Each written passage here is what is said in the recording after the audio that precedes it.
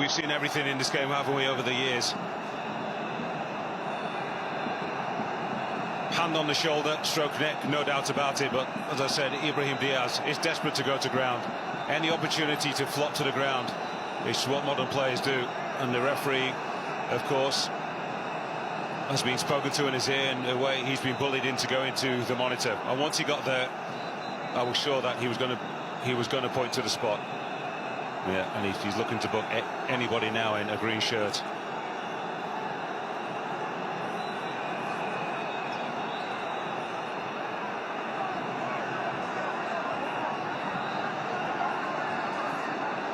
Well, he was looking for Malik Diouf, who, in his opinion, committed the offence, and he is absolutely distraught, and understandably so, because by making that challenge there, whether the contact was significant or not, he has put his team in a massive hole here. You've got to be aware of exactly who you're marking. He knows that he's got a massive advantage against Brahim Diaz. Anyway, there's no need to get into any kind of arm wrestle.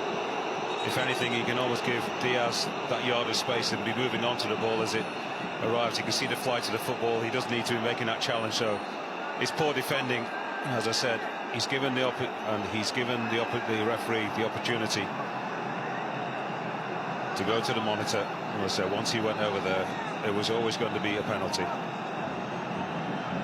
Well, this is bordering on impossible for the referee to try and contain. He's got to get a grip on matters somehow. But after, as you can see, 100 minutes of play, it all comes down to one moment of controversy right at the very end of the Africa Cup of Nations final.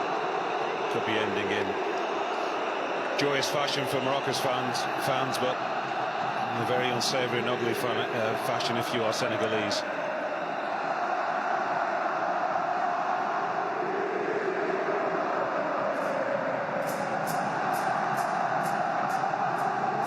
Well, those two will never agree on this.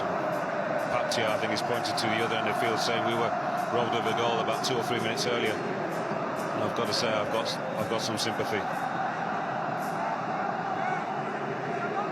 He's saying that, you know, the whistle was blowing early, and early, but erroneously as far as I'm concerned.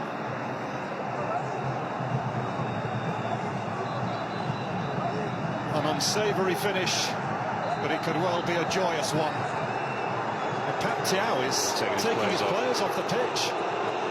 No, you can't do that. You cannot do that.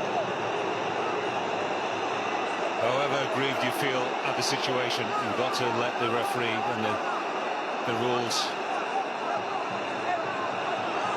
Well, this is extraordinary. I've never seen anything quite like this. I've got some sympathy, but this is not a good look. I can understand they are absolutely enraged.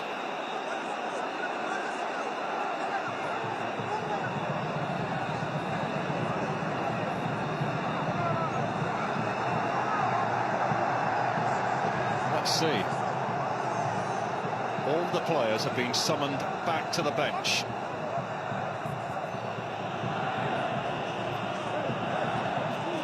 I mean, you can understand why they're so upset. At this stage of the game, a decision like that goes against them. You can absolutely understand it from their part. Have they got, first and foremost, the decision right, though, the officials? That's what it comes down to. Is the decision right to award the penalty for the challenge we saw from Malik Diouf?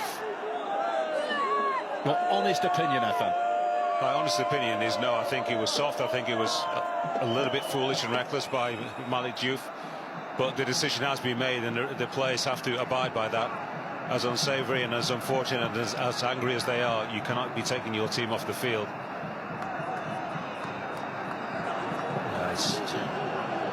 Whatever happens now, it's not a good look for African football, that's for sure. Officials have to get to grips with the Senegalese Football Federation if they have. One of their men on the touchline close to it.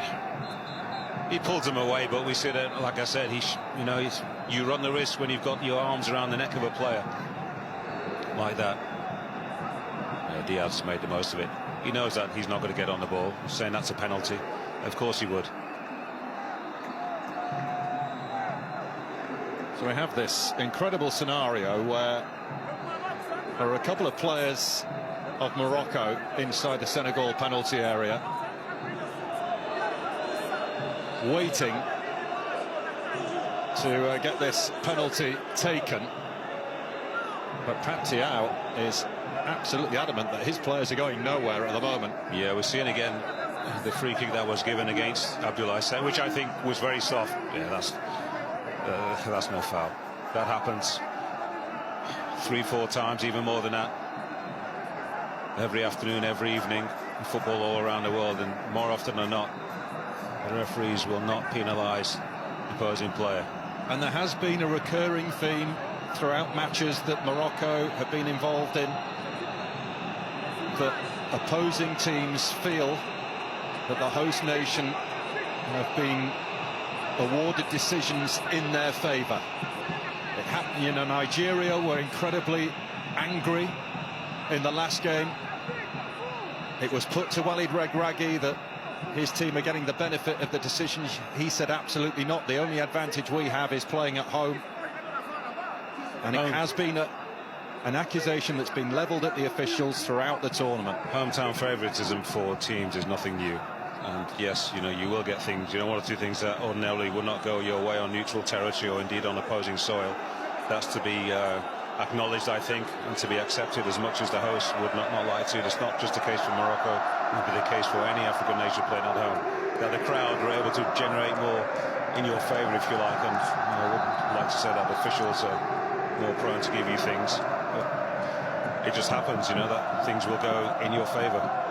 But what is Pat Thiaw hoping to achieve by bringing his players to the side? The decision has been made. It's nothing more at the moment, it would seem, than just an obvious protest. Yeah, that's clear. Yeah, that's exactly what it is. The penalty will get taken. Of course, if Senegal refuse to return to the field, and then the game, you'd imagine, will be awarded to Morocco, which would be a terrible way to end this competition. Well, they're leaving for good now.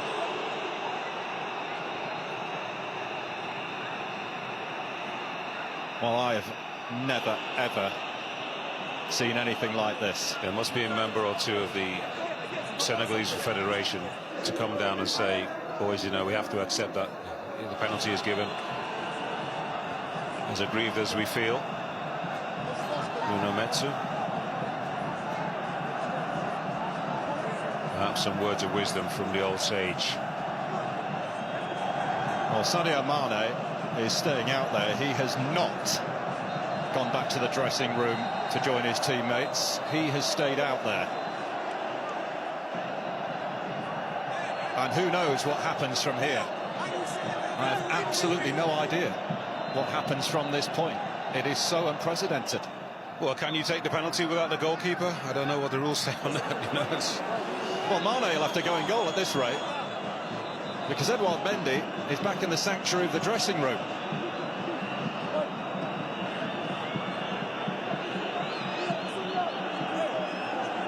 Well, let's bring in the guys in the studio, because this is like something we've never seen before. We're really interested to get the views of Hassan Kashlul and John Obi Mikel. Guys, what's your reading of what we're seeing here?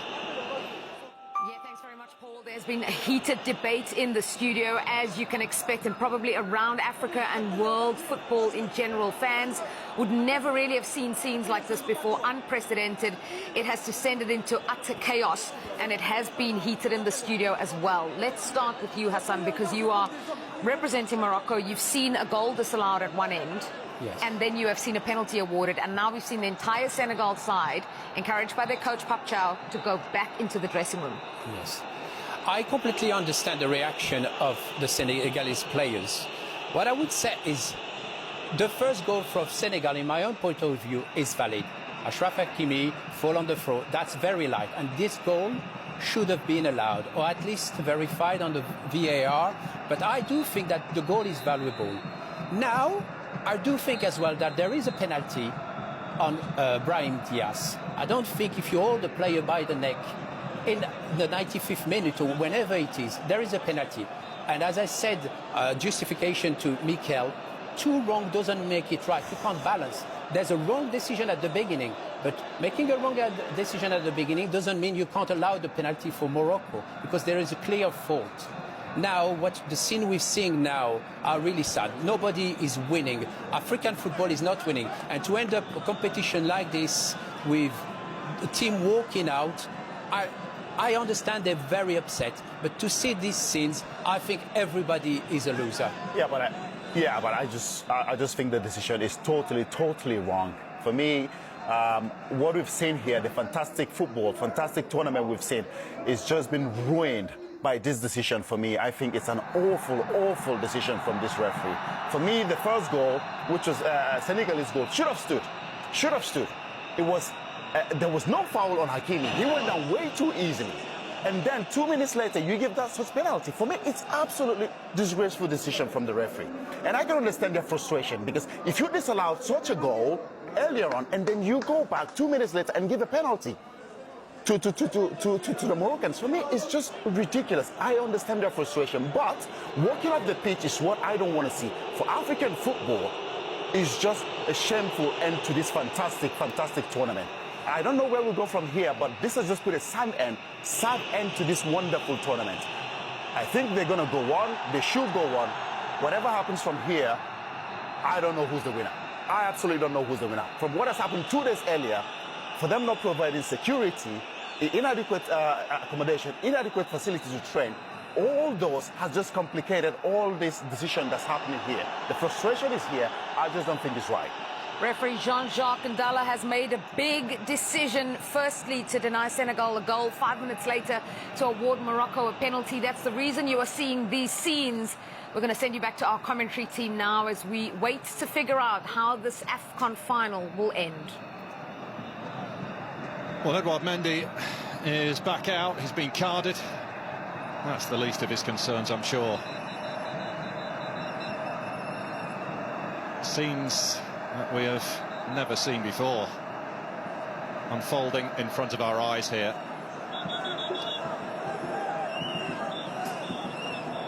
I don't know who the peacemaker was who has managed to persuade Senegal to come back out. They have come back out. They had to, really. They had to. There was no way that they could leave things as they were.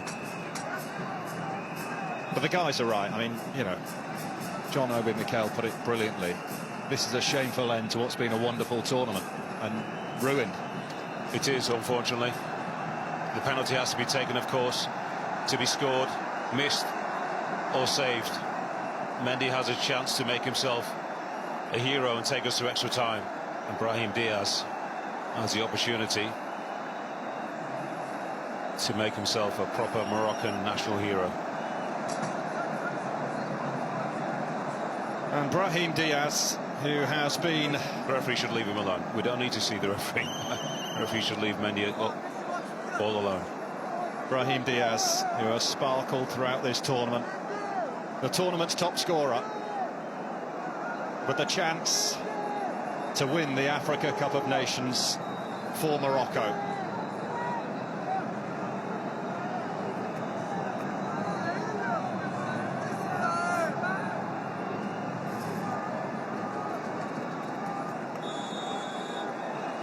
The most extraordinary end to a game. And still we wait, and Brahim Diaz has to recompose himself again.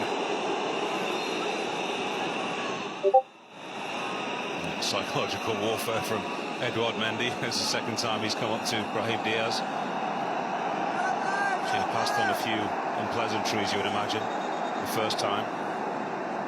Certainly not wishing him good luck, that's for sure.